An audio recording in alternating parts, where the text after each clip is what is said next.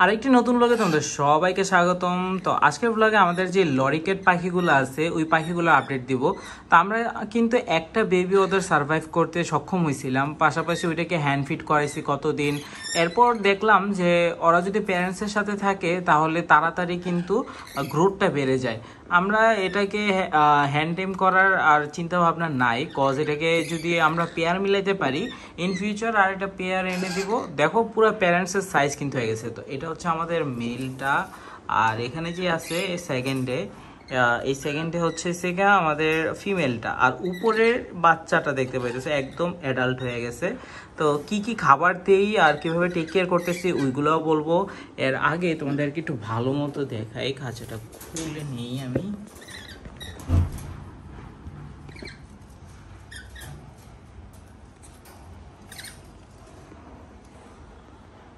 তো এই যে দেখতে পারতেছো মাঝখানে আছে আমাদের বেবিটা লরিকেটের, আর এই যে প্যারেন্টসটা দুই পাশে আছে।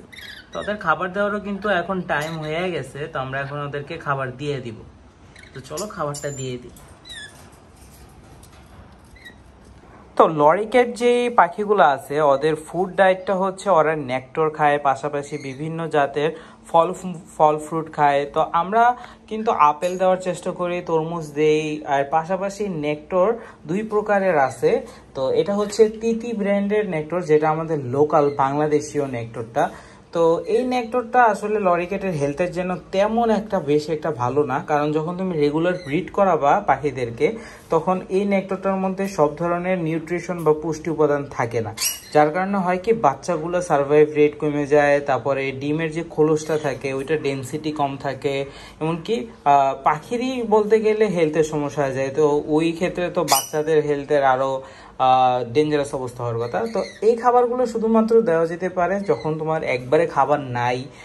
নতুন এই যে খাবারগুলো আছে ইম্পোর্টেড খাবারগুলা এই প্যাটস লাইফের, তো এগুলো যদি কালেক্ট না করতে পারো তো ওই সময় কিন্তু দেখা যেতে পারে তিতি ব্র্যান্ডটা দিতে পারো। তো এটা হচ্ছে তাইও যে ব্র্যান্ড আছে, তাইও ব্র্যান্ডের প্যাটস লাইফ লরিকেট ডায়েট। তো এই ফুডটা হচ্ছে বেস্ট কোয়ালিটির, মানে এই খাবারটা যতবারই খাওয়াইছি আমি সবচেয়ে ভালো আউটপুট এবং ভালো ফলাফল পাইছি। আমাদের পাখির হেলথ ঠিক হয়ে গেছে, কালার সুন্দর আসছে বডির, পাশাপাশি যেই তোমার ডিমগুলো আছে ওদের ডিমের ডেন্সিটিও ভালো ছিল। আর এই আমাদের যে পাখিগুলো ছিল লরিকেট ওরা কিন্তু আগেও 3-4 বার দিছে বাচ্চা, কিন্তু একবারও কিন্তু সবগুলো বাচ্চা বা ডিম টিকে নাই, শুধুমাত্র এইবার একটা বাচ্চা টিকাইতে পারছি। আর এইবারে এই যে খাবারটা ছিল তিতি ব্র্যান্ডের, এটা আমরা বাদ দিয়ে এই খাবারটা দিয়েছিলাম। তো যখন ব্রিডিংয়ে দিই তখন এই খাবারটা দিই, আর যখন ব্রিডিংয়ে দিই না তখন এই তিতি ব্র্যান্ডের খাবারটা দিই। এর কারণ হচ্ছে এই তিতি ব্র্যান্ডের খাবারটা কিন্তু লোকাল যেটা আছে ওইটা 500 থেকে 600 টাকার মধ্যে পাওয়া যেতেছে, আর এই যে খাবারটা আছে এটা 1200-1300 এরকম পরে। আবার মাঝে মাঝে যখন মার্কেটে স্টক আউট হয়ে যায় ওই সময় 1500 টাকা দিয়েও মাঝামাঝি কিনা লাগতে পারতেছে। তিতি ব্র্যান্ডের এটাকে কিন্তু গরম পানিতে ফুটায় এরপর তোমার দেওয়া লাগে, 3 থেকে 5 মিনিট ফোটানো লাগে খাবারটা মেক করার সময়। তবে পেটস লাইফের এটা যেটা আছে ওটা তো কোনো ফোটানোর ঝামেলা নাই, কোনো আলাদা পেইন নাই, প্যারা নাই, হালকা একটু গরম পানির মধ্যে মিক্স করে দিয়ে দিলে কিন্তু পাখি খায়। তো আমাদের এখানে কিন্তু খাবারটা রেডি হয়ে গেছে। তো কিছুক্ষণ আগে আমি একটু গরম পানি দিয়ে মিক্স করে নিয়েছিলাম। তো চলো এখন এটাকে আমরা দিয়ে দিব। তো সবসময় কিন্তু পাখিকে খাবার দেওয়ার আগে এটা টেম্পারেচারটা ঠিক আছে নাকি ওই জিনিসটা কিন্তু দেখে নিতে হয়। তো এটা টেম্পারেচারটা ঠিক আছে। আমরা এখন আমাদের লরিকেট পাখিগুলোকে দিয়ে দিব তাদের নেক্টর।